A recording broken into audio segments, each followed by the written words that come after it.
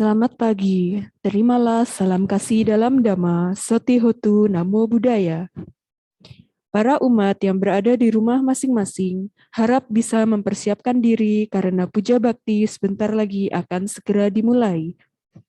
Perlu saya informasikan bahwa untuk puja bakti pada bulan Desember 2021, kami mengadakan puja bakti secara offline dengan batasan 30 umat yang boleh hadir di wihara dengan mengisi list kehadiran yang dikirim di grup WhatsApp Samagi Wirya.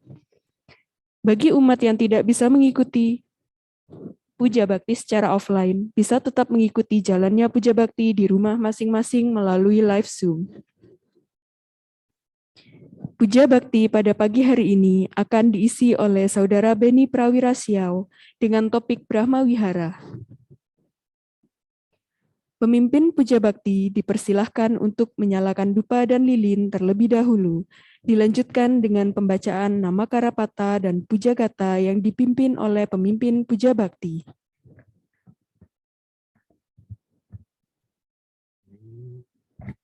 Kami memuja Namamu, Sang Buddha, bersama air dan bunga pelita dan dupa, kami bersujud padamu yang maha suci dan sempurna. Kami berdoa duduk bernamaskara, mohon perlindunganmu. Kami berlindung padamu yang maha suci dan sempurna. Kami memuja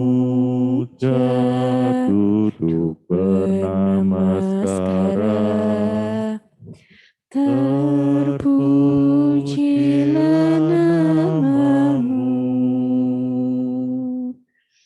terpujilah Sang Buddha. Arahang Samma Sambuddho Bhagawa. Arahang Sama Sambuddho Bhagawa. Buddhang Bhagawantang Abhiwademi. Buddhang Bhagawantang Abhiwademi. Swakato Bhagavata Dhammo. Swakato Bhagavata Dhammo. Dhammang Namasami. Dhammang Namasami. Supatipanno Bhagavato Sawaka Sangho. Supatipanno Bhagavato Sawaka Sangho. Sanggang Namami. Sanggang Namami.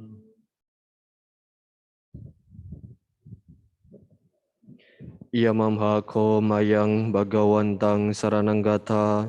Yono Bhagawa Satta. Yasa Chamayang Bhagavato Dhammang Rocema. Imehi Sakkare Hitang Bhagawantang. Sasat Dhammang Sasawaka Sanggang. Abhipujayama.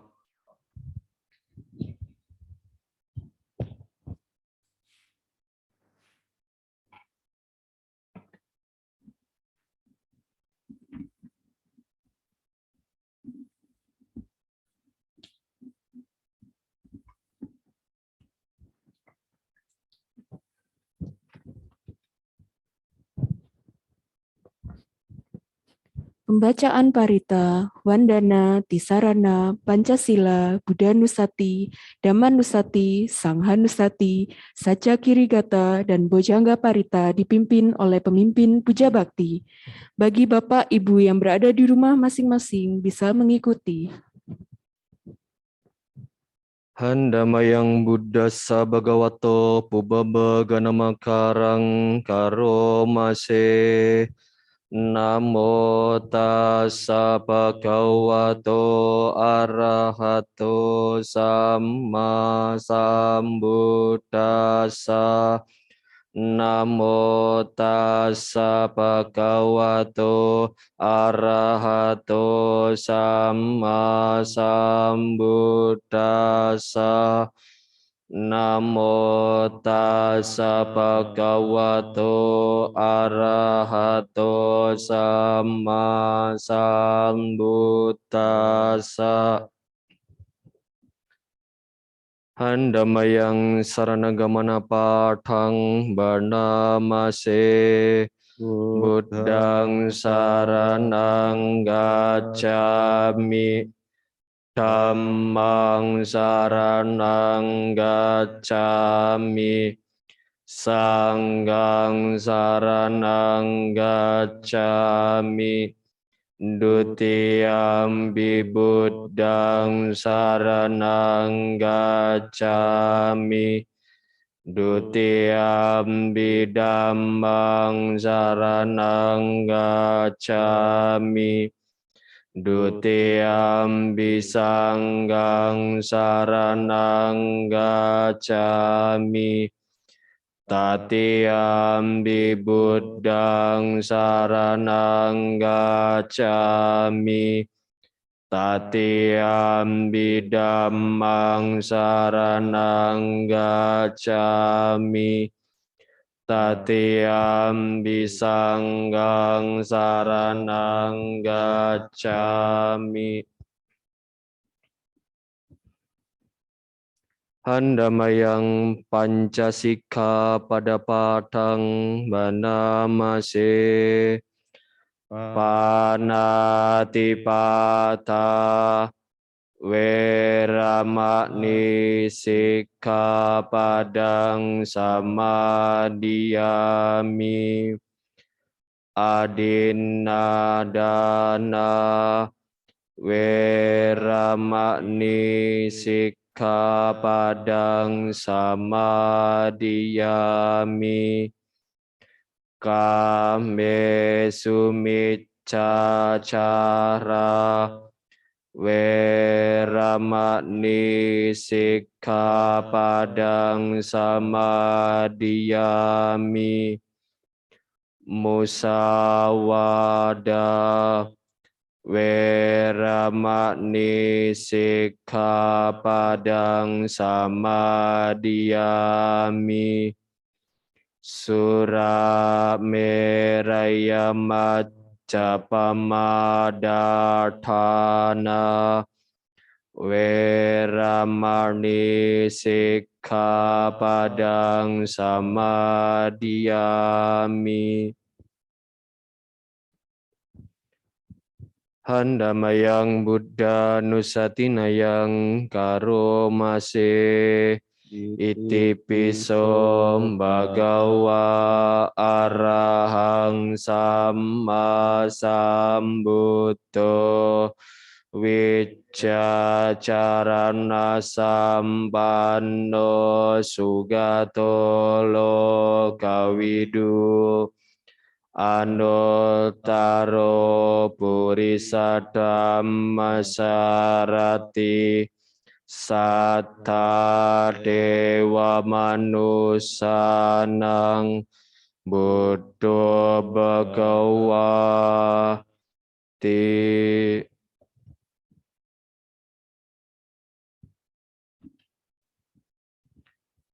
Handamayang Dhamma Nusatinayang Karomase Swakhato Bhagavata Dhammo Sanditthiko Akaliko Ehipassiko Opana iko pacatang weditapo winyuhi ti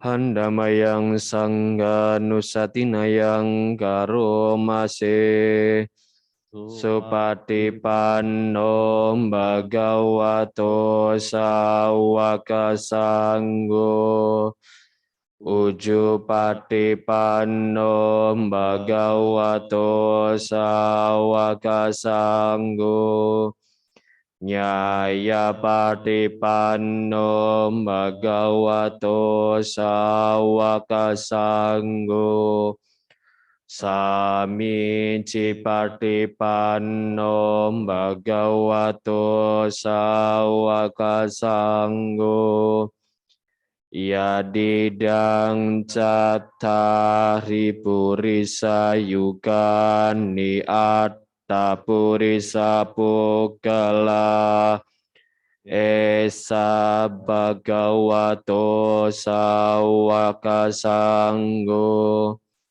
Ahuneyo pahuneyo nakineyo anjali karaniyo anutarang punyaketang lokasa ti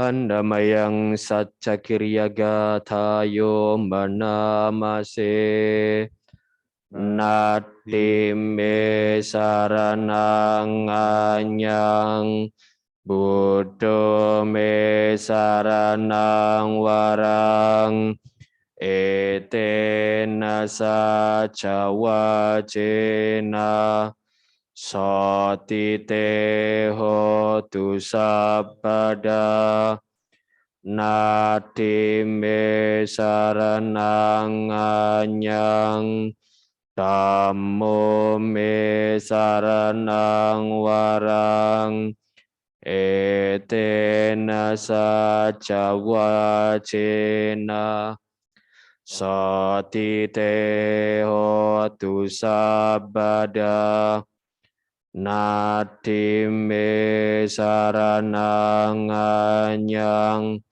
Sanggo me saranang warang Etena saca wacena Sotite hotu sabada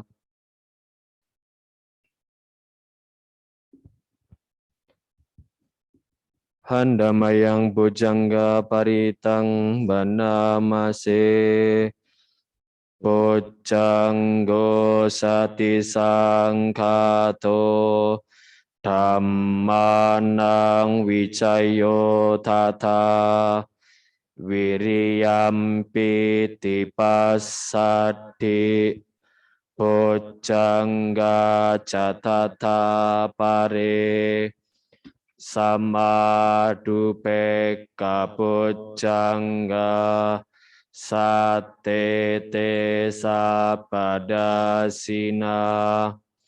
munina samadakata pavita bahuli kata sangwatanti abinyaya Nibbanaya cabodhya etena saca wacena sotiteo tu sabada ekasming samayenato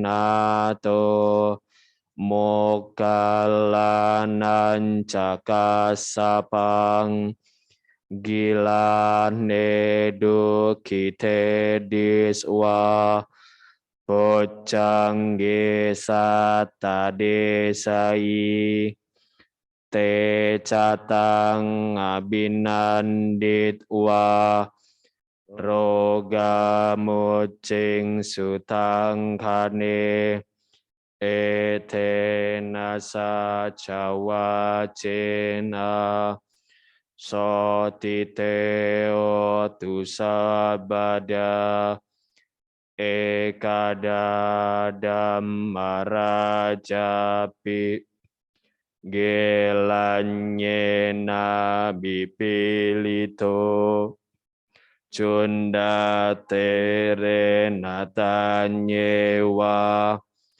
bana pet wana sadarang samodit waca abada tamawutasitanaso etena saca wajena Sotite hotu sabada pahina te cabada tenanam pimahe sinang maka hata kilesawa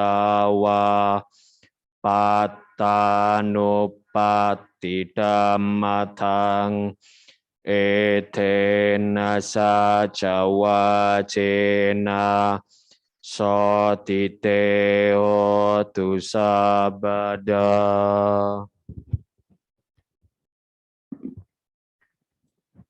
Selanjutnya, kita akan berlatih meditasi yang akan dipimpin langsung oleh pemimpin Puja Bakti.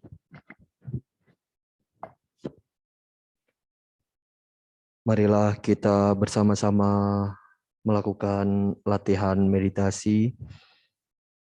Silakan untuk mengambil posisi duduk yang nyaman, badan tegak, serta marilah kita bersama-sama mengambil objek meditasi cinta kasih. Meditasi dimulai.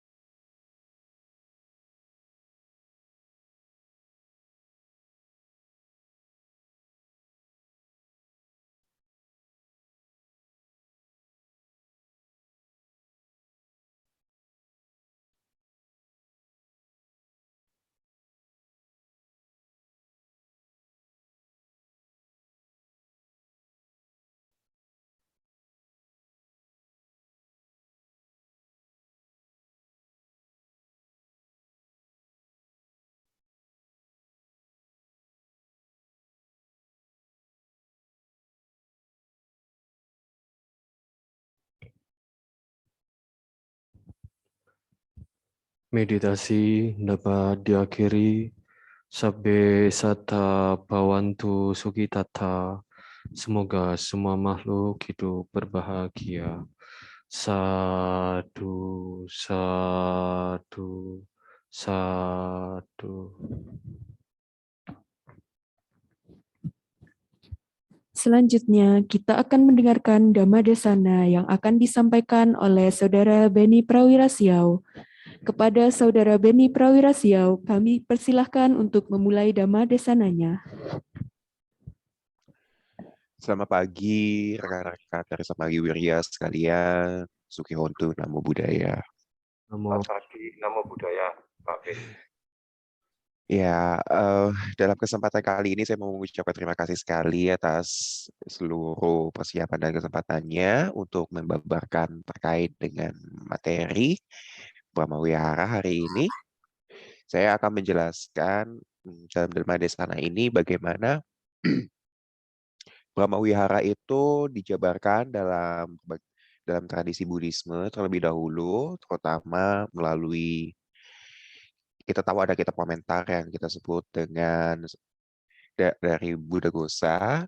Saya akan mengutip itu ya, dan saya juga akan mengutip banyak sekali terkait temuan-temuan dari psikologi terutama dan ilmu kesehatan mental terkait bagaimana Brahmawihara ini diadopsi oleh kelompok barat terutama dari ilmuwan barat yang setelah melalui proses dari teks Visuddhimagga, terus juga mungkin ada beberapa teks dari aliran-aliran Mahayana, terus juga bagaimana mereka akhirnya berproses dengan itu semua, mencoba mengukur apakah efektif nggak sih sebenarnya meditasi-meditasi terkait dengan Brahmawihara ini dalam mengatasi masalah kesehatan mental. Atau justru sebaliknya, meningkatkan kapasitas kita sebagai manusia untuk bisa saling membantu satu sama lain. Saya di sini sebagai seorang ilmuwan psikologi, sosial kesehatan, saya datang dari latar belakang psikologi, jadi saya akan mencoba menjabarkan hasil penelitian tersebut. Dan saya juga datang dari latar belakang Buddhis tentunya, jadi saya akan mencoba lebih dalam memahami ajaran tentang Brahmawihara ini seperti apa secara singkat di depannya. Dan saya sendiri juga saat ini sedang menjalani proses pelatihan untuk intervensi-intervensi psikologis yang mengutamakan welas asih. Dan kita tahu bahwa welas asih ini memang salah satunya merupakan salah satu unsur dari Brahmawihara yang udah banyak banget dikembangkan. Oke, saya izin share screen ya.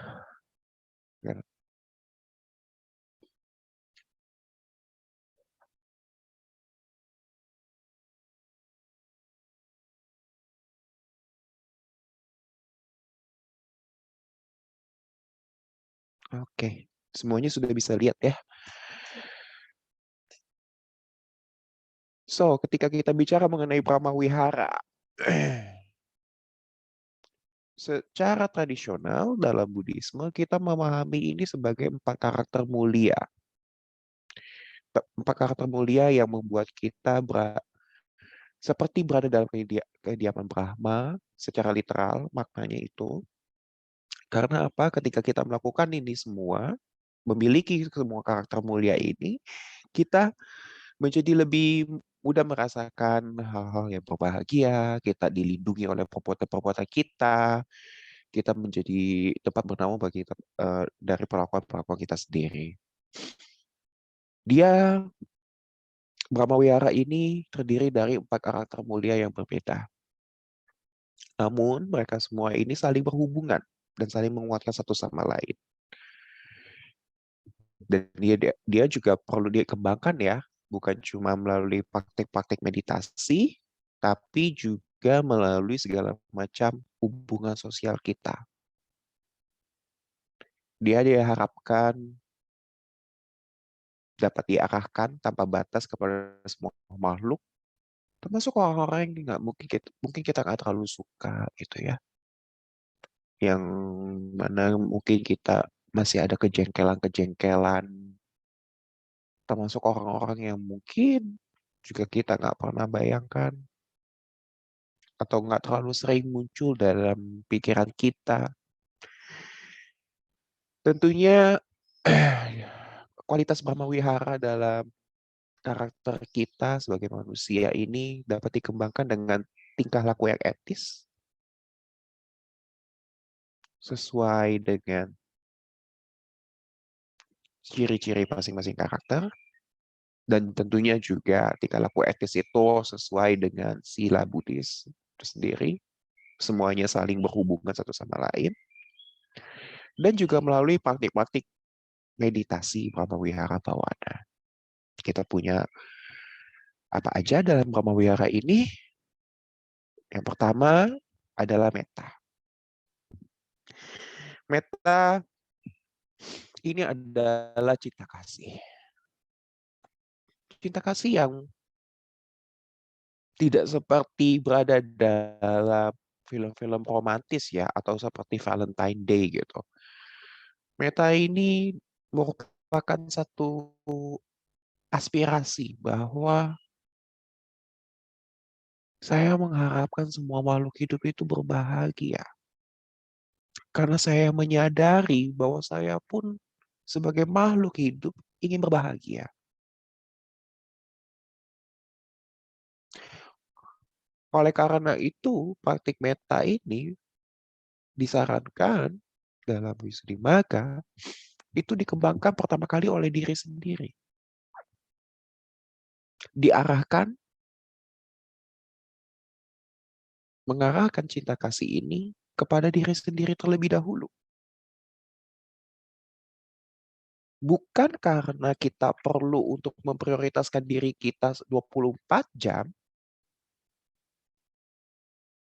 bukan karena diri kita lebih penting dari orang lain, tapi agar kita bisa merasakan bagaimana saya ingin berbahagia. Dan itu menjadi landasan bahwa semua makhluk lainnya pun ingin berbahagia. Dan itulah cinta kasih. Pengharapan bahwa semua makhluk ingin berbahagia. Menyadari bahwa kebahagiaan itu sesuatu yang sangat universal yang ingin kita capai. Kita semua ingin bebas dari penderitaan. Dari diri ini, ketika dia sudah bisa merasakan bagaimana dirinya ingin dicintai, bagaimana dia mengharapkan semoga dia terus berbahagia, dia akhirnya mulai perlahan-lahan berpindah ke objek lainnya, yaitu orang yang dia sayangi.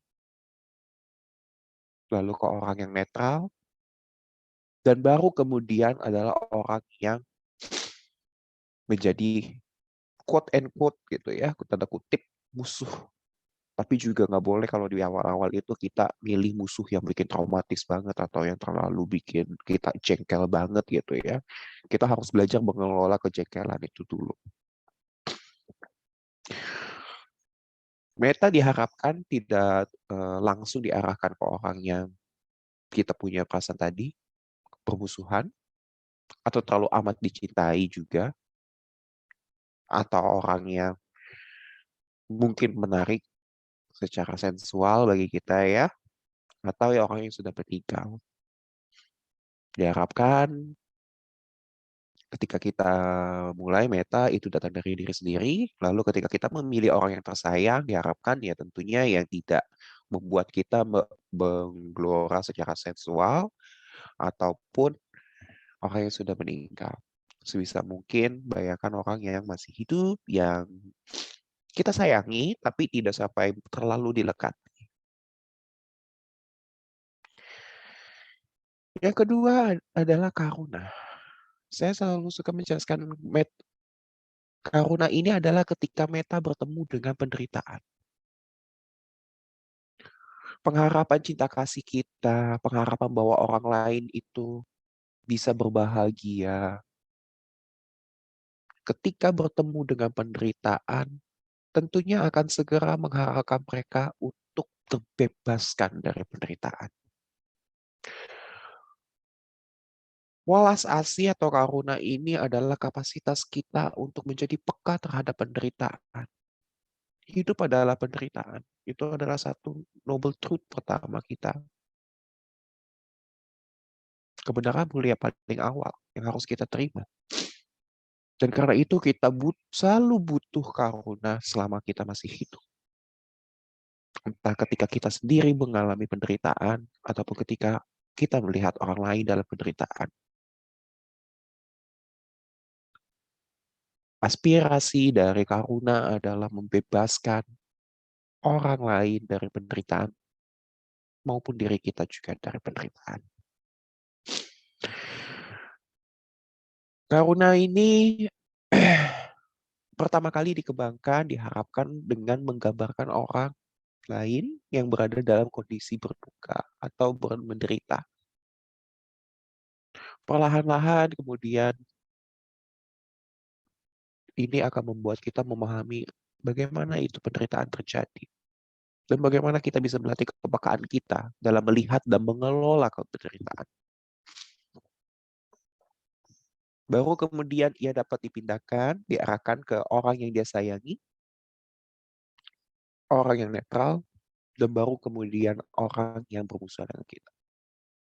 Dan tentu memang tidak terlihat mudah ya kalau kita bicara mengenai orang yang terkena menjadi musuh kita gitu ya, atau yang pernah berkonflik dengan kita, terus kita harus mengharapkan welas asih kepada mereka. Yang paling sering muncul kan justru kita malah syukurin ya. Orang yang paling kita apa ibaratnya kita nggak suka gitu, dia ketimpa kemalangan, penderitaan, ya syukurin lah gitu kan. Maka daripada itu memang karuna perlu dilatih. Dilatih terus-menerus. Dan ini yang penting sekali untuk kita kembangkan juga sikap yang sama juga kepada diri sendiri.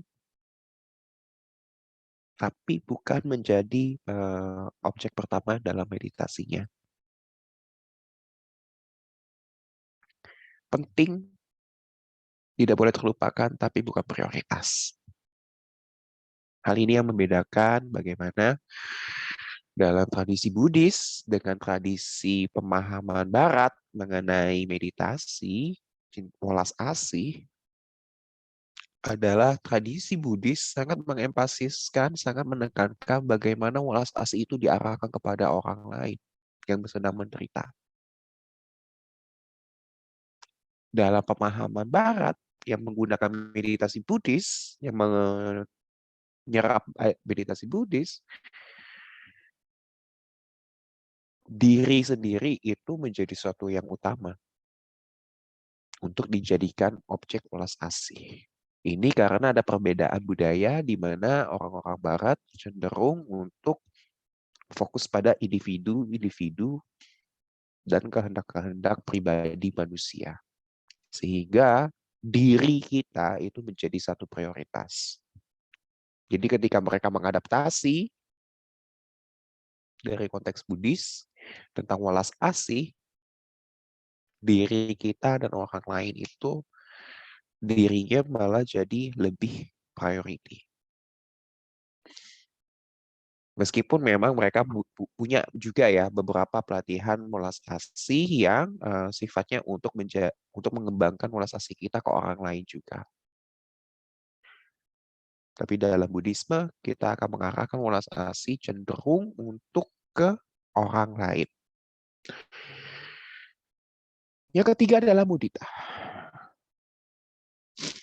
Mudita ini adalah ketika meta bertemu dengan kebahagiaan itu sendiri, kualitas bijak seseorang.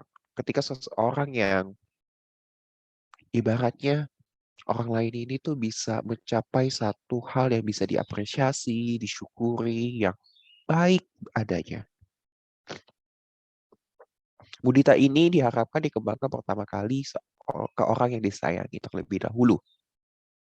Karena mudah tentunya untuk mengharapkan orang yang disayangi itu berbahagia.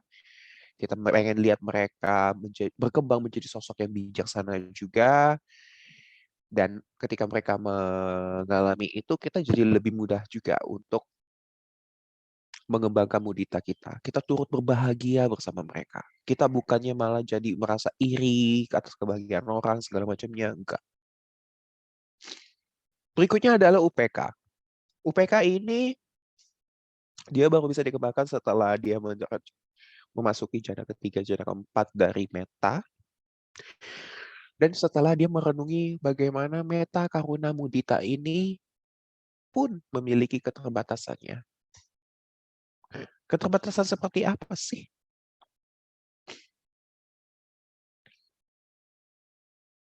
Karuna misalnya.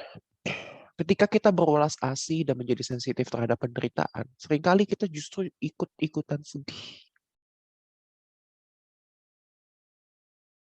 Kita tidak mengenali batasan-batasan diri kita. Kita tidak mengenali bagaimana batasan-batasan situasi di sekitar kita juga dibentuk oleh 5 hukum alam, termasuk adalah salah satunya karma. UPK akan membuat kita bisa melihat segala sesuatu menjadi lebih bijaksana, akan membuat kita memiliki ketenangan dan keseimbangan batin, melihat banyak hal menjadi lebih menyeluruh. UPK berbeda dengan yang lainnya, itu disyaratkan untuk dikembangkan kepada orang yang netral terlebih dahulu. Orang yang tidak terlalu kita cintai banget, orang yang tidak terlalu kita benci, orang yang mungkin bahkan jarang dalam berinteraksi mendalam sama kita. Dan ini UPK ini yang akan menguatkan 3 fungsi, 3 karakter mulia lainnya. Dia akan memberikan keseimbangan dan memberikan lebih banyak kebijaksanaan bagi kita ketika kita memancarkan dan mempraktikkan dalam kehidupan sosial kita untuk menghidupi si 4 karakter mulia ini. Ini ada konsep dari Brahma Wihara adalah musuh dekat dan musuh jauh. Musuh dekat itu ibaratnya, ya mungkin kalau kita lebih kenalnya dengan musuh dalam selimut ya. Berpura-pura, tampil seperti itu gitu. Tapi padahal bukan itu. Kalau musuh jauh yang jelas kelihatan banget yang bertentangan gitu. Oke.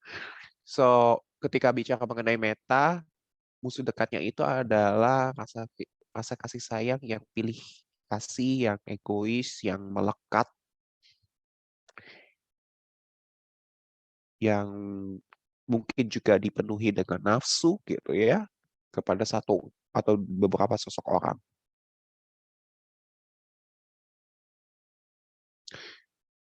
Ibaratnya ketika kita berbuat baik kepada mereka, mengharapkan perbuatan-perbuatan baik kepada mereka, kita melakukan itu ya karena kita punya kepentingan juga. Saya pengen ditaksir balik misalnya. Atau saya pengen banget nih mencapai sesuatu dengan berbuat baik kepada mereka. Atau karena mereka sudah memberikan kenyamanan tertentu pada saya, sehingga saya tidak bisa berbuat lebih adil kepada orang lain juga, tidak mengembangkan cinta kasih kepada orang lain juga. Saya benar-benar memberikan kepada mereka aja. Varian enemy-nya, musuh jauhnya adalah kebencian. Yang mana dia itu sangat menginginkan rasa sakit bagi orang lain. Jelas ya, kalau tadi kita mengharapkan kebahagiaan bagi mereka, tentunya jadinya lawannya adalah mengharapkan rasa sakit, mengharapkan penderitaan terjadi pada orang lain. Karuna, si Walas Asih ini, dia ketika menjadi musuh dekat, ya itu adalah rasa kasihan, rasa sedih saat melihat penderitaan gitu ya, iba gitu. Ibanya tuh bukan iba yang positif ya, ibanya tuh dalam arti yang negatif. Negatifnya karena apa? Karena misalnya melihat orang yang menderita itu sebagai sosok yang menyedihkan banget hidupnya. Seolah-olah kita tidak bebas dari penderitaan. Seolah-olah kita lebih baik daripada mereka. Kita pengen bantu mereka banget, tapi seolah-olah kita itu yang menjadi penyelamat.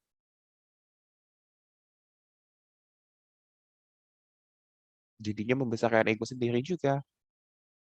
Kesedihan yang datang dari mungkin kita pikir sesuatu yang baik, tapi ternyata datang dari ketidaktenangan kita, ketidakmampuan kita melihat ego kita.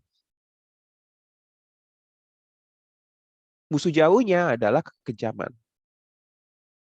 Kekejaman ya itu kita bicara mengenai bagaimana kalau kita justru senang banget ngelihat orang yang menderita ya.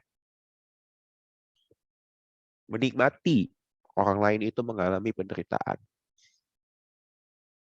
Mudita itu musuh dekatnya adalah kesenangan atas kenikmatan yang berlebihan. Jadi kita senang banget kalau misalnya ngelihat orang-orang di sekitar kita itu bahagia, tapi karena kebahagiaan yang sifatnya tuh bukan kebahagiaan, sorry, kenikmatan. Kenikmatan material, atau hal-hal yang sifatnya hanya jangka pendek bikin nyaman, tapi jangka panjangnya malah bikin merugikan, atau mungkin melihat mereka itu berbahagia tapi di atas penderitaan orang lain, kita malah justru turut bahagia sama mereka. Kita malah berlebih-lebihan ketika mengutarakan kebahagiaan kita buat mereka. Kita justru turut terlarut gitu ya. Dan itu juga nggak bagus adanya. Ketika kita tahu sendiri bahwa kenikmatan-kenikmatan pun akan berlalu dan menyebabkan penderitaan. Ketika kenikmatan-kenikmatan itu tidak berasal dari tempat-tempat yang penuh cinta kasih juga. Untuk musuh jauhnya adalah rasa iri, benci ngelihat dia bahagia. Itu jelas lah ya. Mungkin juga di saat-saat beberapa orang tuh ada yang kok dia bisa udah dapat kerjaan, kok aku belum gitu. Aku merasa iri, dia kok bisa udah mencapai promosi tertentu, saya belum gitu. Itu hal-hal seperti itu yang biasa muncul ketika kita berada dalam satu lingkungan yang mungkin penuh dengan kompetisi, penilaian orang lain itu menjadi berharga bagi kita, terus kita malah tidak mencapai standar-standar tertentu. Dan kita menjadi tidak mampu nih untuk bermudita dengan kebahagiaan mereka, dengan kesuksesan mereka, keberhasilan mereka, dan kebijaksanaan mereka. UPK adalah ketika kita tidak ya, ketika kita mencapai ketenangan dan keseimbangan batin. Ketika musuh dekatnya itu adalah ketidakpedulian, apati. Oh ya udah, kan memang situasinya tidak bisa diubah. Ya udah terima aja.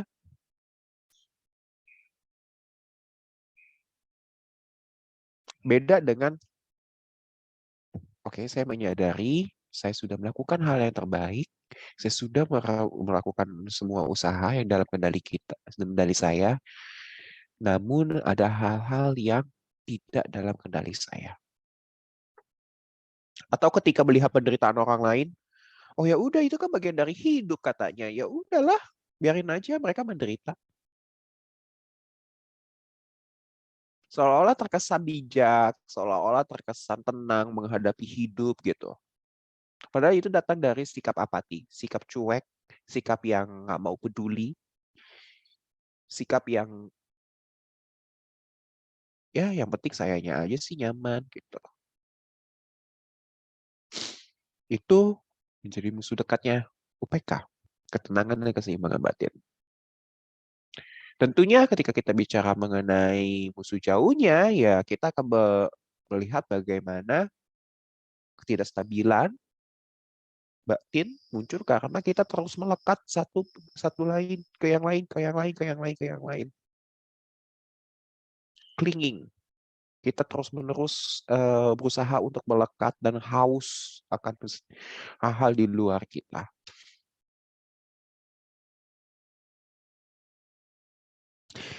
Nah, ini yang disebut dengan meditasi karakter mulia, for immeasurable meditation. Saya akan menggunakan istilah ini dalam bahasa Inggris karena ini adalah produk dari peneliti-peneliti di Barat, praktisi-praktisi psikologi di Barat, yang berusaha mengadaptasi 4 karakter mulia dari tradisi Buddhis menjadi konsep pelatihan 4-8 minggu.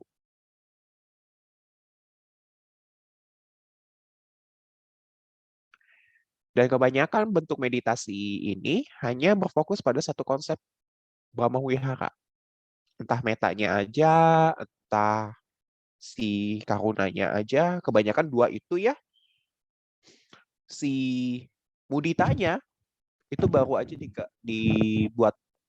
dikembangkan belakangan ini. Itu pun sama orang dari Tiongkok. Dan Belum ada yang dikembangkan khusus ke UPK-nya, belum ada sama sekali yang benar-benar khusus di sana, atau mungkin mereka juga berpikir bahwa ya udah semua orang akan tenang dan seimbang batinnya kalau meditasi kok. Ini jadinya masih banyak ruang untuk perkembangan dari segi keilmuan barat ya. Tetapi kita bisa lihat di sini dalam proses pengembangannya pun sudah menunjukkan bahwa mereka ini cukup efektif loh ketika kita misalnya dalam meditasi meta mengharapkan diri sendiri bahagia, mengharapkan orang lain bahagia, itu bisa menurunkan gejala depresi kita, terus meningkatkan sikap-sikap afek-afek positif gitu ya, mood kita tuh ya nggak terlalu drop terus gitu, bisa naik, dan kita cukup bisa bersikap positif juga terhadap diri sendiri. Kalau lagi kesulitan kita nggak maki-maki diri kita, jadinya kita lebih bisa terima keadaan, lebih bisa menyayangi diri, terus juga sama orang lain juga dia lebih eh, bisa jadi lebih ramah orang-orang yang melakukan meditasi ini gitu. Dan bisa meningkatkan moral diri juga. Jadi ketika kita menderita ya kita nggak makin mengkritik diri kita. Seringkali kan ketika kita gagal, kita malah kata-katain diri kita. Ketika kita merasa kurang, lemah, katain diri kita. Nah, akhirnya justru kita jadi lebih bisa membuka hati kita untuk, oh iya, menerima bahwa kondisinya seperti ini dan apa yang bisa dilakukan untuk menjadi lebih nyaman dan memperbaiki diri ke depannya. Namun, meskipun dia sudah menunjukkan adanya hasil yang cukup memuaskan dari 4 meditasi ini, sayangnya yang dalam program-program di keilmuan barat ini, mereka berfokus hanya pada meditasi saja. Jadi lebih ke pelatihan pikirannya itu diarahkan ke ucapan-ucapan penuh welas asih, penuh cinta kasih, diarahkan ke orang-orang seperti apa saja. Tapi mereka melupakan adanya aspek sila dan panya dari Jalan Mulia berunsur 8. Yang mana kita tahu bahwa dalam Jalan Mulia berunsur 8 penting untuk kita memiliki pandangan benar terlebih dahulu. Aspek meditasi, mindfulness, dan konsentrasi itu kan justru di paling akhir. Kita harus memiliki itu dulu, memiliki kehidupan yang etis, baru kita bisa memeditasi mindfulness dan melengkapi dengan mindfulness dan konsentrasi agar mencapai pembebasan dari penderitaan. Dan memang belakangan ini sudah mulai ada buktinya ketika program meditasi ditambah dengan instruksi-instruksi untuk berperilaku etis sesuai dengan silanya Buddhis, itu lebih kuat daripada program meditasi yang sekedar fokus hanya pada memberikan ucapan welas asih, cinta kasih gitu. Itu lebih kuat lagi ternyata. Asumsinya sih ya kita bisa lihat ya kalau memang ketika kita duduk meditasi aja banyak banget kan ya pikiran yang mengganggu. Bayangkan kalau kita tidak terbiasa berperilaku etis dan kita selalu dihantui dengan rasa malu, dengan rasa bersalah atas perbuatan-perbuatan tidak etis kita. Ya makin susah lah ya untuk kita meditasinya. Pun kalau kita tidak memiliki pandangan yang benar, terus kebijaksanaan gitu ya, terkait dengan proses meditasi, kita cuma sekedar ikut-ikutan meditasi gitu. Ya akhirnya kita jadi membebani, bisa aja kita jadi bebani diri, oh saya pengen meditasi supaya bisa terus-menerus bahagia gitu misalnya. Itu kan pandangan yang nggak tepat juga. Untuk bermeditasi mulai dengan ekspektasi tertentu gitu. Itu kan juga bukan pandangan yang akurat-akurat banget ya ibaratnya. Nah, itu yang perlu kita lihat dan kritisi ya kalau dari perspektif Buddhis gitu. Dan tentunya ketika kita melihat durasinya ya, program latihannya cuma 4-8 minggu, sementara kita dalam tradisi Buddhis ya kita harus mengembangkan ini seumur hidup gitu. Beberapa bahkan mendedikasikan dirinya menjadi biku. Bayangkan bahwa hasil latihan seperti ini short term gitu ya, itu kan tidak sebanding lah ya gitu dengan apa yang berada dalam tradisi Buddhisnya gitu. Dan ingat karena tadi biasanya dia Brahma Wiharanya cuma salah satunya aja yang dipilih, cinta kasih atau welas asih atau mudita aja, tidak dikembangkan empat-empatnya, ya jadinya beresiko menelantarkan aspek-aspek Brahma Wihara lainnya. Sehingga ya itu jadi nggak seimbang. Misalnya bisa jadi malah kahunanya terus yang naik gitu ya, tapi UPK-nya enggak, muditanya enggak gitu. Jadi ya ada resiko sendiri dong untuk itu, karena kan bahkan dalam teksnya sendiri juga dibilang bahwa bagaimana keempat hal ini harusnya saling berhubungan dan saling berkaitan menopang satu sama lain. Ketika misalnya Kahuna tidak memiliki mudita, ya berarti dia akan terfokuskan terus sama penderitaan orang. Dia nggak bisa berfokus kepada kebahagiaan orang, dia nggak bisa turut merasakan kebahagiaan orang. Bayangkan seberapa depresifnya orang yang seperti itu. Kalau fokus sama penderitaan, tanpa memikirkan aspek-aspek yang bisa membuat kebahagiaannya. Toh, empat kebenaran mulia kita aja juga akan membicarakan tentang adanya jalan pembebasan dari penderitaan. Jadi ini yang menjadi keterbatasan dari temuan-temuan ataupun program-program yang beredar di Barat. Untuk menutup kali ini, saya mau menyampaikan bahwa kita sebagai kelompok Buddhis, kita punya tradisi kita sendiri. Betul bahwa memang ilmuwan-ilmuwan Barat sudah berusaha untuk mengadaptasi konsep-konsep dari Buddhis untuk praktik-praktik yang sifatnya meningkatkan kesehatan mental kita. Akan tetapi kita sebagai kelompok yang memiliki akar budayanya gitu ya, kita ibaratnya punya hak patennya gitu ya. Ya jangan sampai terlena juga bahwa seolah-olah karena ada validasi, oh ini terbukti ilmiah dari sana, jadinya kita langsung percaya sama omongan mereka juga gitu.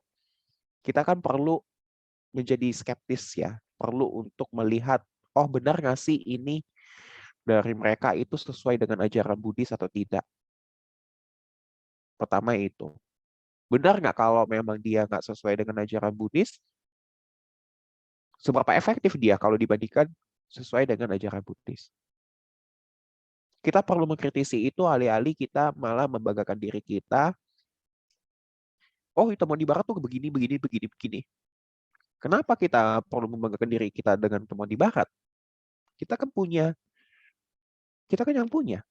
Kita kan yang punya ajaran ini, yang universal, yang bisa diterima oleh banyak orang.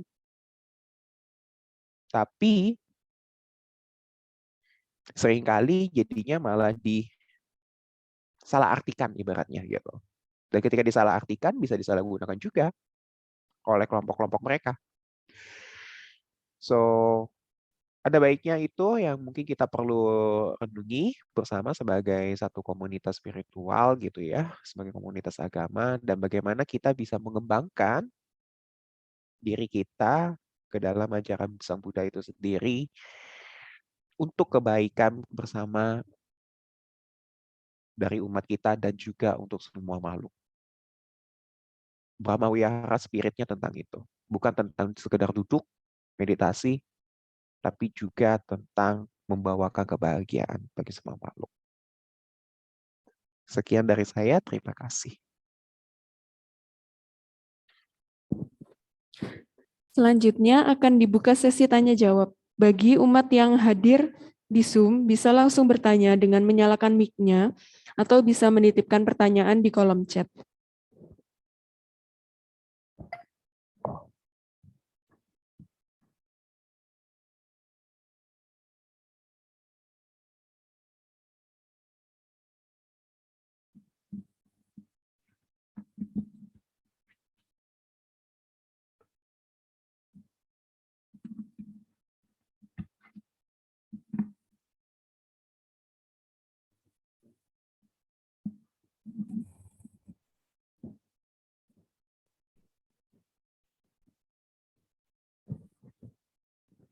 dibuka pertanyaannya sekarang gitu.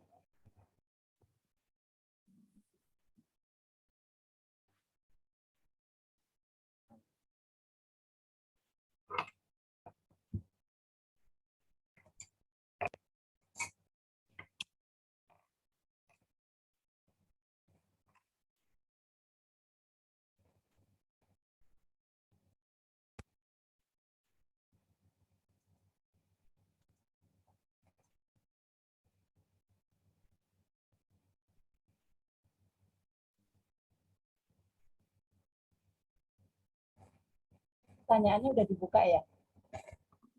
Sudah dibuka pertanyaannya. Ditanya ya.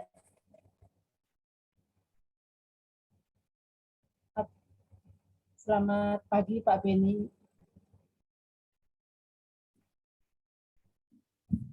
Selamat pagi, Bu. Terima kasih sudah sharing Dhamma yang bagus sekali. Saya ada satu pertanyaan. Sebenarnya bukan pertanyaan sih. Seperti gini, apakah Pak Beni bisa kasih kita contoh-contoh motivasi dalam keinginan untuk bermeditasi? Terkadang kita tidak bisa menggali keinginan dari dalam. Sebenarnya kita itu melakukan meditasi ini untuk apa? Gitu. Terima kasih Pak Beni. Iya, Ibu. Terima kasih sekali atas pertanyaannya. Memang ini salah satu pertanyaan yang praktis dan penting, tapi seringkali kita lupakan gitu dalam kehidupan sehari-hari. Ketika kita bicara mengenai meditasi, memang banyak sekali motivasi yang bisa muncul, tapi bisa jadi nggak ada sama sekali malah. Nah, kalau bagi saya sih penting untuk memiliki satu jadwal teratur untuk menjaga keinginan ini. Satu jadwal teratur, terus juga punya komunitasnya, untuk bisa berlatih bersama-sama dengan orang-orang yang suportif juga sama kita. Dan itu penting untuk membentuk satu struktur bagi kita. Kita sebagai manusia itu harus ada struktur agar bisa perilakunya itu dilakukan terus-menerus. Yang kedua adalah dari dalam diri kita sendiri, kita juga melihat bagaimana manfaat-manfaat meditasi ini. Apa yang pengen kita capai dalam hidup kita dengan manfaat-manfaat meditasi ini? Menurut perspektif Buddhis, ya ibaratnya berusaha untuk kita bisa menjadi lebih melihat segala sesuatu dengan lebih tenang, dengan seimbang. Kita berusaha untuk bisa lebih tidak melekat dengan bantuan meditasi ini gitu. Itu yang bisa kita coba terus ingatkan bahwa oh ini ada manfaatnya. Atau kalau dalam perspektif keilmuan barat kan ya menambah kesehatan, efek kesehatan, terus juga membuat kita menjadi lebih mudah untuk bisa berbuat baik pada orang lain. Nah, itu yang bisa kita coba ingat terus ketika kita mulai kehilangan nih motivasinya. Yang ketiga adalah kita menerima bahwa kenyataannya kalau kita bukan biku atau bukan bante gitu ya, tentu mungkin memang di antara kita banyak banget nih kesibukan-kesibukan yang membuat kita lupa sama keinginan kita untuk bermeditasi. Dan sangat wajar sekali tenaga kita pun bahkan mungkin nggak ada gitu untuk bermeditasi. Di masa-masa seperti itu, ada bagusnya juga untuk kita tidak terlalu mengkritisi diri kita. Oh kok saya jadi males gitu. Agar energinya nggak kebuang karena mengkritisi diri itu. Sehingga kita, oh ya udah kalau memang hari ini kamu pengen break, mungkin boleh dulu break dulu hari ini, tapi nanti ikuti jadwalnya lagi ya gitu. Jadi kita berusaha mendorong diri kita dengan cita kasih juga gitu untuk melakukan meditasi ini. Dan yang keempat adalah di dalam proses meditasinya sendiri, kita juga harus berwelas asih seperti itu, dipenuhi dengan niatan cita kasih seperti itu.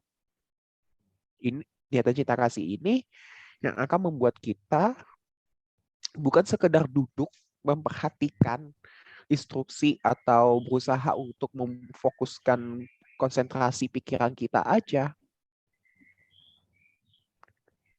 Niatan cita kasih dalam bermeditasi itu yang akan terus mengingatkan kita bahwa saya melakukan ini karena saya ingin jaga diri saya. Saya ingin melakukan ini karena saya ingin terbebaskan dari penderitaan. Saya ingin setidaknya bisa mengelola penderitaan saya. Saya ingin agar bisa menjadi lebih sehat lagi. Hal-hal seperti itu yang perlu dikembangkan sih. Dan seringkali kita lupa kan. Bahkan ketika kita meta bawana aja kita malah jadi mikir, aduh ini kapan berakhirnya nih meta bawana gitu. Jadi, nah, kalau kita udah mulai kepikiran kayak gitu, coba tarik lagi ke nafas, tarik lagi ke niatan kita di awal. Saya ingin berbaik hati pada diri saya. Jadi memang ada banyak hal yang perlu kita pertimbangkan terkait menjaga motivasi dan keinginan kita dalam bermeditasi. Dan wajar kok naik turun. Wajar banget. Yang paling penting kan adalah upaya kita untuk bisa terus bermeditasi. Semoga menjawab ya Bu Rita. Ya, anu berdana.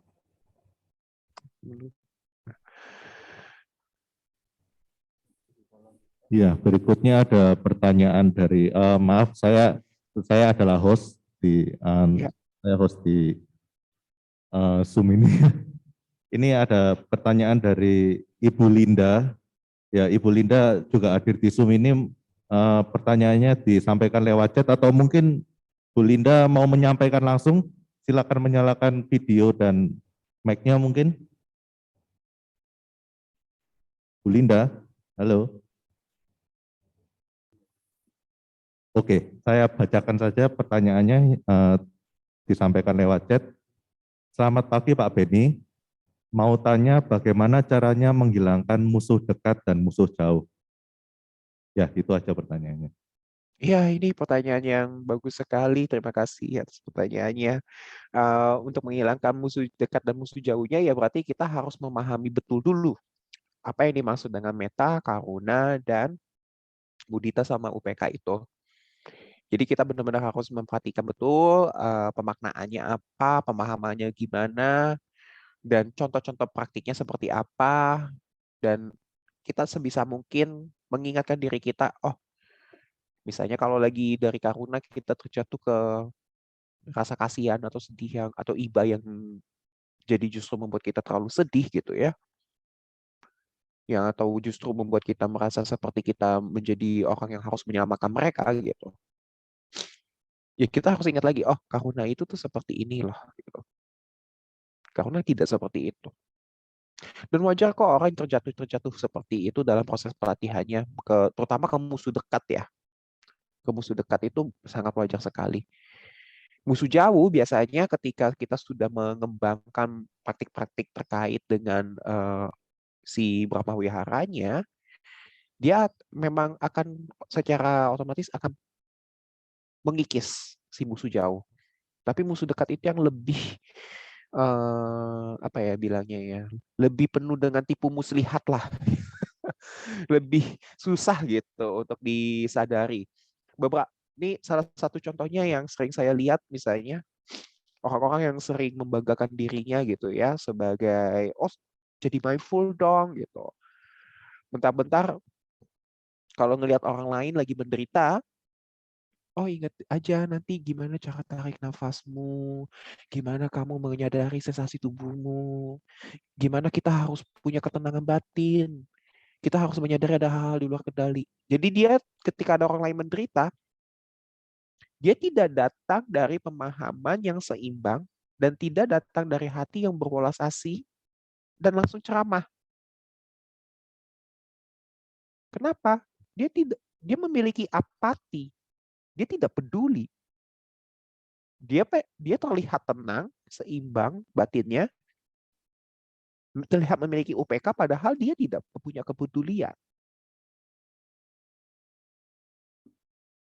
Ini memang penuh dengan batasan-batasan tipis ya, yang sepertinya oh kelihatannya tuh orang bijaksana banget gitu, tapi kok kayaknya dingin ya sama penderitaan orang lain, kok langsung diceramahin ya misalnya. Kok langsung diingetin, oh itu ego kita doang. Kok tidak mendekati orang itu dulu, menanyakan terlebih dahulu, masalahnya apa? Apa yang bisa saya bantu? Langsung dicekokin, kamu harus meditasi aja, kamu harus ingat ajaran aja, harus begini, begini, begini, begini, begini. Lah, gimana caranya kita tahu ajaran dan meditasi itu adalah solusi yang tepat kalau kita tidak bahkan hadir bagi mereka, mendengarkan dulu masalahnya apa. Itu kan berarti dia datang dari apati, dia nggak peduli, dia nggak punya kapasitas untuk melihat secara menyeluruh, dan terlebih-lebih ya dia nggak punya karunanya juga. Dia nggak punya welas asih untuk membantu meringankan penderitaan itu. Itu salah satunya yang paling tricky juga. Dari kalau mau saya lihat kecenderungannya, kok jadi dingin, kok jadi jago meditasi tapi kok jadi dingin ya hatinya kesannya. Nah itu yang mungkin kita bisa renungi bersama juga. Selalu kok dalam proses apapun di psikologi itu kita selalu penting untuk berefleksi. Apakah benar yang sudah saya lakukan ini adalah demikian? Adalah si Meta, adalah si Karuna, adalah si Mudita. Tetap berefleksi itu penting banget supaya kita nggak jatuh ke si musuh dekat terutama. Semoga menjawab, Ibu Linda.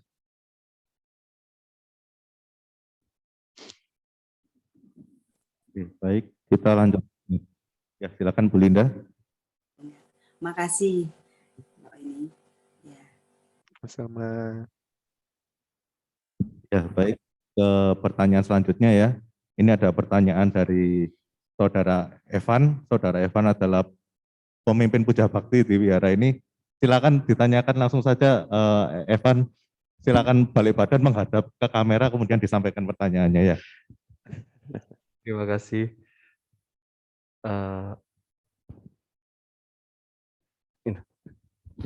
Ya, Selamat oke. selamat pagi Pak Beni. Saya mau izin bertanya. Tadi sudah saya catat di Zoom sih. Seringkali dalam pertemanan kita sebagai makhluk sosial itu kita bertemu dengan orang-orang yang tidak bisa mencintai dirinya sendiri kayak gitu. Nah, maka dari itu yang ingin saya tanyakan adalah bagaimana kita mensupport atau mengembangkan meta ke teman kita agar mereka itu bisa mengembangkan meta bagi diri mereka sendiri. Contohnya untuk teman-teman yang mungkin mereka merasa hidup mereka itu sengsara, seperti keluarganya tidak harmonis atau sering merasa kesepian, atau teman-teman yang bisa dikatakan tidak ada support system atau teman-temannya tidak mendukung. Mungkin demikian. Terima kasih. Oke, terima kasih Evan.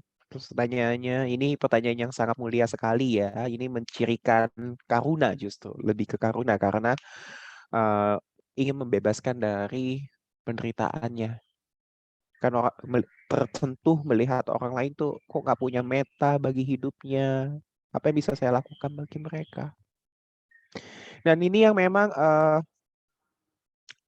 ketika kita bicara mengenai orang yang merasa hidupnya menderita sehingga sulit sekali untuk mencintai dirinya, untuk memiliki meta, kita harus memahami bahwa ini bukan sekedar masalah mindset mereka. Tidak ada orang yang mau milih punya cara berpikir negatif kepada diri mereka sendiri. Ini terbentuk karena apa?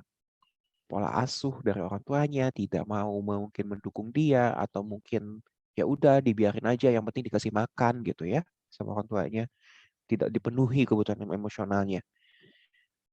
Atau mungkin dia mengalami bullying sejak kecil di sekolahnya, menghadapi terus-menerus penolakan tanpa adanya apresiasi tentang dirinya. Tentunya memang sulit.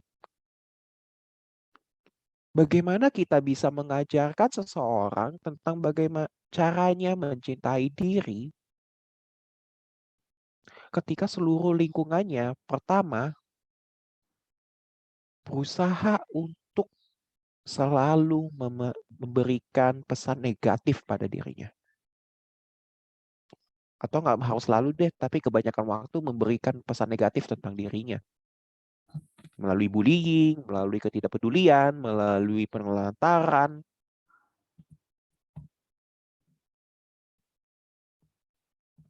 Gimana dia bisa tahu apa itu cinta diri kalau lingkungan sekitarnya tidak memberikan dia apa itu cinta?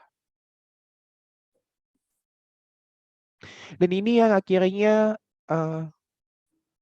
biasanya membentuk hati mereka itu menjadi cenderung, ada beberapa orang yang malah jadi skeptis, malah jadi berpikir, malah nggak percayaan gitu langsung ketika ada, oh kok ada orang yang segini pedulinya ya sama saya.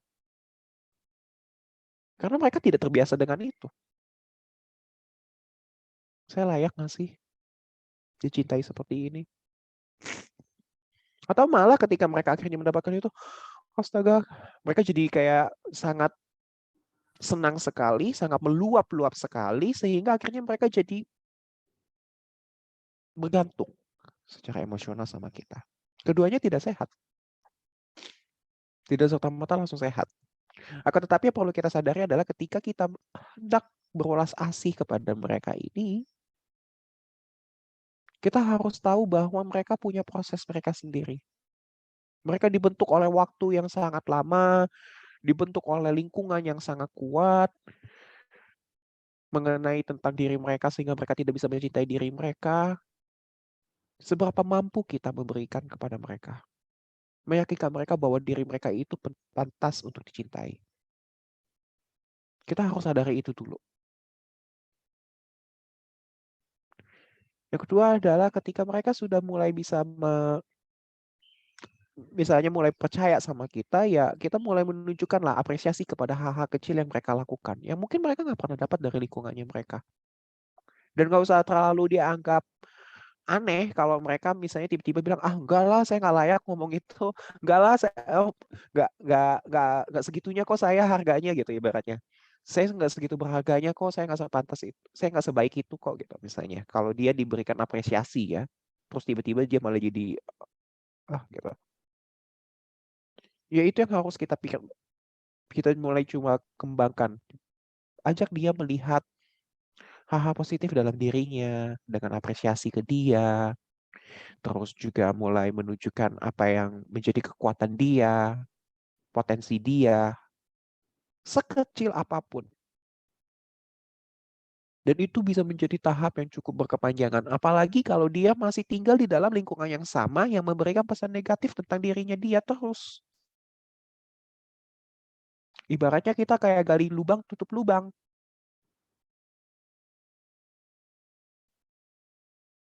Orang-orangnya mereka yang ada di sekitar dia yang lebih lama mungkin ya tinggalnya dalam rumah atau mungkin lebih intens kerja di tempat kerja gitu kan. 8 jam sehari minimal kan kalau di tempat kerja. Ya kayak ya mereka itu kayak ngegali lubangnya gede banget gitu ya, meninggalkan luka ke dia. Sementara kita berusaha nutup lubang itu dengan cinta yang mungkin cuma sebatas yang kita bisa juga gitu. Tapi selalu ingat juga bahwa apapun yang kita tabur,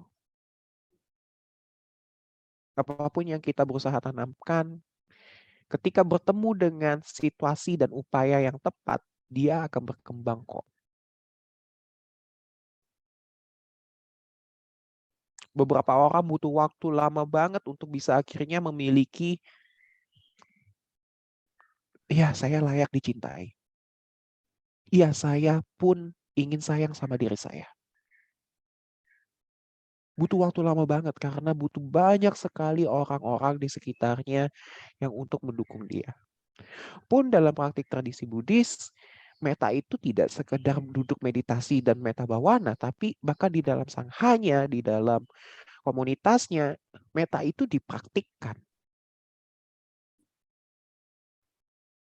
Dibuat sebisa mungkin lingkungan ini aman, saling mencintai, saling menghargai, saling menghormati, saling mengapresiasi.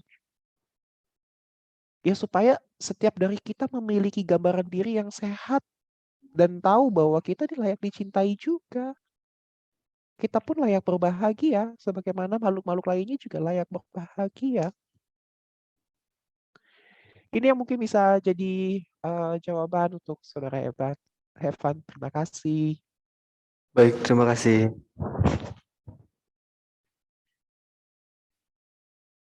Ya, silakan selanjutnya mungkin ada yang mau bertanya langsung.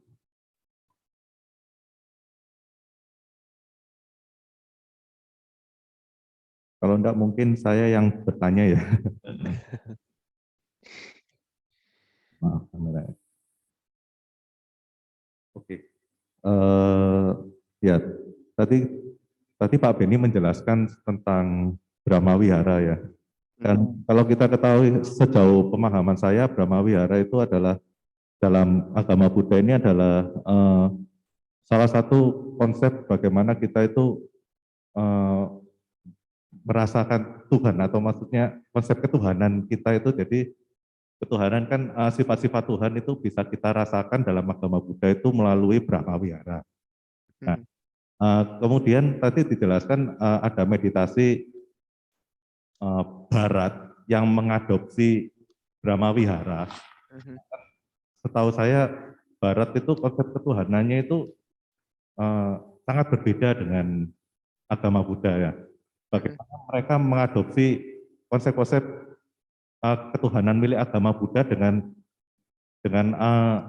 mereka memiliki konsep ketuhanan yang berbeda dengan kita. Apakah mereka membawa Tuhan dalam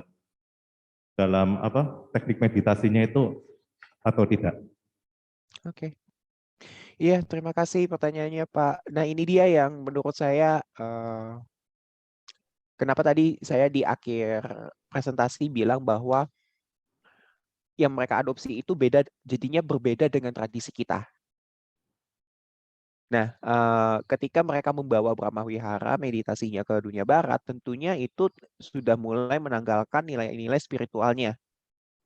Tapi tetap mengambil praktik-praktiknya yang dianggap bermanfaat bagi kesehatan. Misalnya, melakukan visualisasi tadi orang yang dia sayangi dan diucapkan semoga kamu berbahagia, semoga kamu sehat sentosa, semoga kamu bla bla bla bla.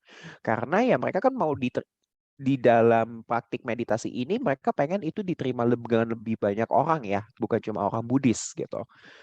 Jadi di kelompok barat itu mereka berusaha sebisa mungkin mengadopsi yang nilai praktik-praktik yang bisa diambil untuk banyak orang, tapi meninggalkan ajaran-ajaran yang spiritual yang sifatnya ibaratnya udah nggak relevan lah buat mereka gitu.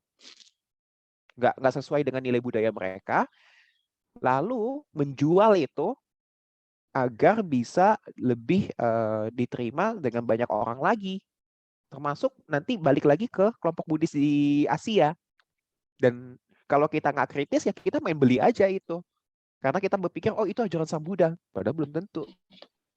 Adopsi mereka bisa jadi beda loh sama kita. Dan ada nih, udah mulai ada bukti-bukti ilmiah juga bahwa si meditasi-meditasi yang diadopsi sama kelompok barat ini justru malah meningkatkan sikap egois kita. Karena mereka kan sangat fokus sama individu ya, sama diri sendiri, bukan ke kelompok gitu. Nah, meditasi-meditasi yang diadopsi di barat itu, selain jadi lebih egois, terus juga lebih cenderung untuk merasa bahwa, oh saya lebih baik secara spiritual daripada kamu. Karena mereka meninggalkan tadi, ajaran-ajaran yang sifatnya tentang etika, moral, terus juga hal-hal spiritualnya, terus juga karena programnya itu kan pendek ya, nggak mungkin mereka ngasih ajaran tentang pengetahuan yang mendalam tentang Buddhisme, 8 jalan mulia segala macam itu mereka juga tinggalin itu gitu. Yang penting tekniknya bisa diajarin bernafas, bisa diajarin konsentrasi, bisa diajarin untuk visualisasi, diajarin untuk mengucapkan yang lebih baik, udah lakukan aja itu gitu. Nah itu memang kenapa kita harus lebih ini ya, ibaratnya ya kita sebagai Buddhis kita harus kritis terhadap itu, tapi di sisi lain kita juga harus bangga nih sama akar budaya kita gitu. Gimana nih caranya supaya akar budaya kita juga bisa dikembangkan dengan tujuan yang lebih mulia juga gitu dan tidak komersil ya gitu ibaratnya. Karena kan yang dijual di barat itu program meditasinya diadopsi dari Buddhis, dijual lagi dengan harga sangat mahal bahkan kadang-kadang. Nah, itu yang perlu kita pertimbangkan sih menurut saya sebagai kelompok Buddhis. Terima kasih, Pak. Sama-sama, terima kasih atas jawabannya. Oke ya. Selanjutnya, apakah masih ada yang ingin bertanya? Silakan. Oh ya, silakan. Ini ada Bu Anik mau bertanya.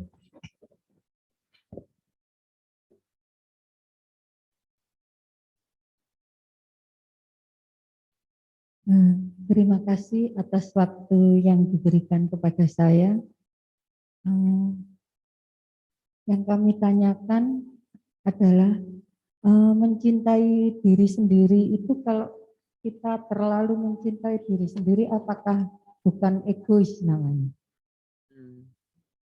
Ini Iya. kami tanyakan.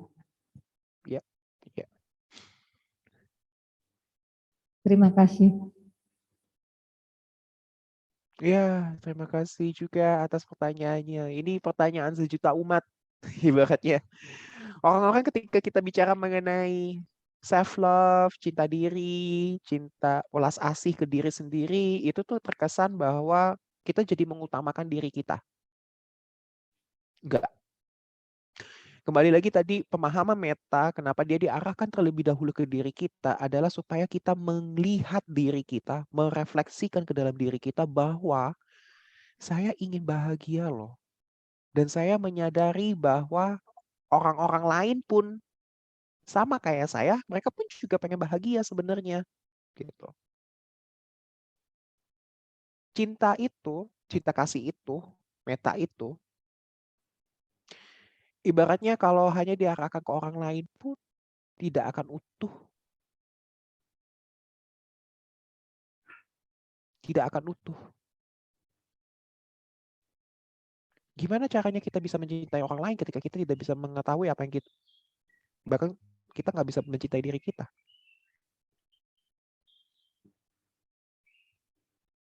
Dia bukan tentang memprioritaskan bahwa saya lebih baik, saya lebih penting, saya lebih diutamakan daripada orang lain. Enggak. Dia tidak meletakkan diri kita dan orang lain itu secara berbeda. Meta itu akan meletakkan bahwa saya dan orang lain sama-sama merupakan satu bagian dari ucapan semoga semua makhluk hidup berbahagia. Ketika kita bicara mengenai semoga semua makhluk hidup berbahagia, itu termasuk saya. Termasuk orang-orang yang saya sayangi. Termasuk orang-orang yang saya benci. Termasuk makhluk-makhluk bukan manusia. Jadi itu yang dimaksud dengan cinta kasih kepada diri sendiri di dalam tradisi Buddhisme. Semoga menjawab. Ya, berikutnya silakan, mungkin ada pertanyaan selanjutnya.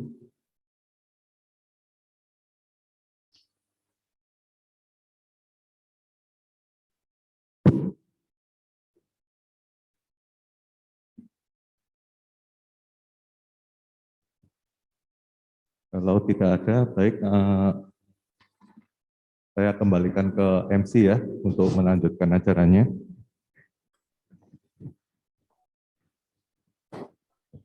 Anumodana kepada Saudara Beni Prawirasiau atas Dhamma Desana yang telah disampaikan.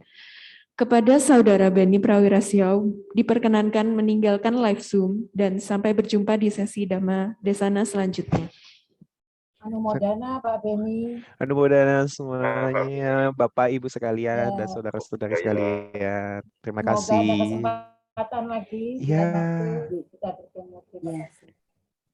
Sampai jumpa lagi di kesempatan lain. Izin terlebih dahulu.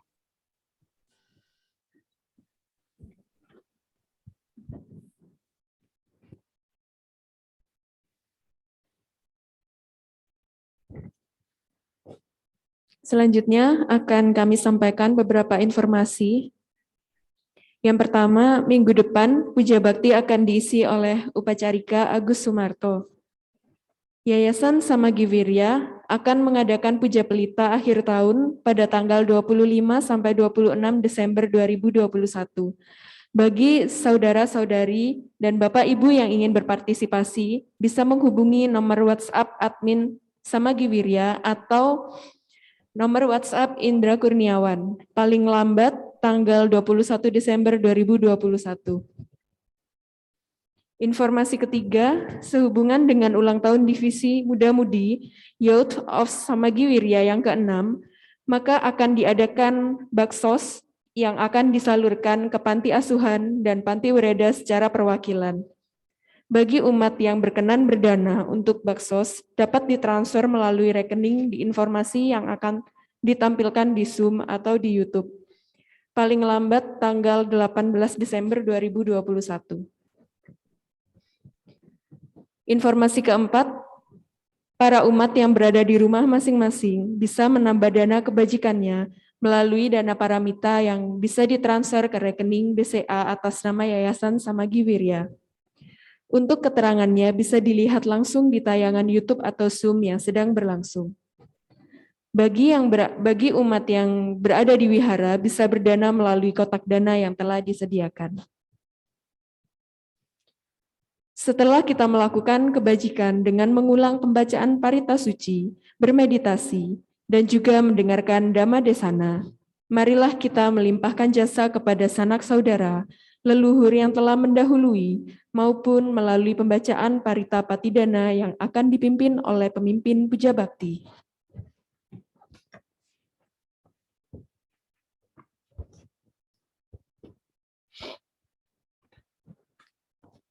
Handamayang patidanang karomase punya sita nikatasa yananya nikata nime te sancapa kino hontu satananta pamanaka ye piya gunawanta ca mayang mata pita dayo detha me cap ya detha wa anye maja tawerino satta tethanti lokasming te bumma catu yonika pance kacatu wokara sangsaranta bawa bawe nyatang ye patidaname anumodantu te sayang ye cimang napajananti dewa te sang niwedayung maya dinana punyanang anumodana hetuna sabbe satta sadahontu awera sukajiwino kema padanca papontu te sasasi jatang supa sadu sadu sadu. Untuk menutup puja bakti pada pagi hari ini, kembali kita akan membacakan nama Karapata yang akan dipimpin oleh pemimpin puja bakti.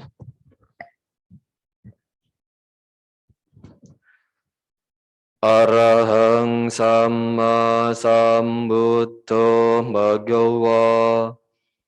Arahang Sama Sambuddho Bhagava. Buddhang Bhagavantang Abhiwademi. Buddhang Budang Bhagawantang Apiwademi. Swakato Bhagavata Dhammo. Swakato Bhagavata Dhammo. Dhammang namasami.